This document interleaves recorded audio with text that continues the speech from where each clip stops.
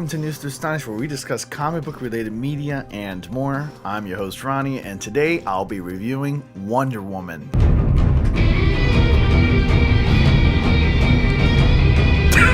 God, I love that theme. It is so invigorating. Wonder Woman is directed by Patty Jenkins, also known for directing Monster, which stars Charlize Theron, and written by Zack Snyder, and stars Gal Gadot and Chris Pine. This film tells the origin story of Diana, Princess of Themyscira, as she trains amongst the Amazons to become a warrior and eventually meets Stephen Trevor, played by Chris Pine, and learns of a war that's claiming millions of lives and wants to help Steve Trevor end this war, which is also known as World War I.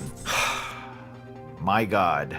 With a capital G, was this movie awesome. And I speak for almost everyone when I say this. I was deeply worried about the DCEU. With the way things are going so far and how disorganized the DCEU appeared to be, I was worried. But with this movie, there was no need for despair. I had a blast with this movie. This is a spoiler-free review for those of you who haven't seen it, so no worries. First off, I gotta say, Wonder Woman as a whole movie is a well-written and directed film. It wanted to tell an origin story, and we got it perfectly laid out in 3 acts. It spent a perfect amount of time developing the characters, making us care about our hero, showing us the power that she has within herself, and it did it in a well-balanced fashion. That's one of my other worries I had with this film. I was worried for a bit that I was going to get mindless, stupid action, but no, that's not the case at all. This movie spends a lot of time with these characters, and basically we get to know them in this film. I'll tell you, there's plenty of action in this movie because it's a superhero movie, it's expected. But if we're going to care about our hero, we certainly like to get to know our hero, and this movie certainly masters that really well. Gal Gadot as Wonder Woman is a perfect casting choice. She got a lot of backlash when she was first casted as Wonder Woman, but after seeing her performance, I definitely bought into the idea that she came from somewhere else that's unknown to mankind. And even her accent convinces me even further that she's not from around these parts and she's not familiar with the ways of humanity, and I love that. This is a fish out of water story, and that's a phrase that's been thrown around with other reviewers, and I agree 100%. The fish out of water story brings humor,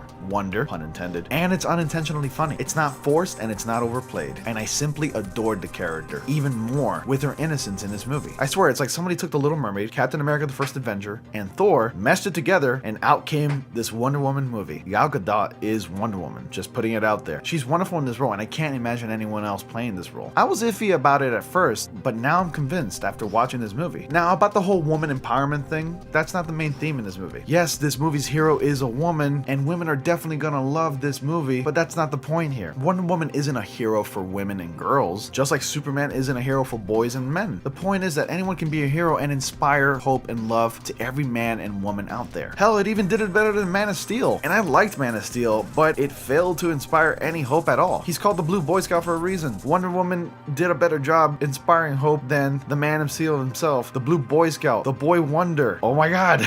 And speaking of Superman, there are definitely a couple of scenes that pay homage to the classic Richard Donner Superman films. I'm not spoiling anything because that scene is clearly in the trailers. There's that one scene where Wonder Woman stops a bullet from hitting Steve Trevor by just putting her arm in front of him and stopping the bullet with her gauntlets. Kind of like how Christopher Reeve's Superman catches a bullet to prevent it from hitting Lois Lane. I thought that was neat. Yeah, Patty Jenkins is a Superman fan, and I think she can direct the Man of Steel sequels. I'm calling it #Patty for Superman 2 director. Being a comic fan and everything, I was really looking forward to DCEU creating its own cinematic universe, kind of like what Marvel's doing. Starting with Superman, and guys, I really wanted them to be really good. I wanted them to have good replay value, but so far they aren't really that great. That is until Wonder Woman showed up. She stole the show in Batman v Superman, Dawn of Justice. I can most definitely say that Wonder Woman is the first legitimately great DCEU movie. It's the greatest movie since The Dark Knight. Yes, I am putting it there. This movie definitely has great replay value. It has compelling characters. You spend a lot of time getting to know these characters. It inspires us. It's a perfect example that not every superhero movie needs to be dark and gritty. And I think this movie finally breaks that trope because for the longest time, the Christopher Nolan Dark Knight trilogy has really inspired to make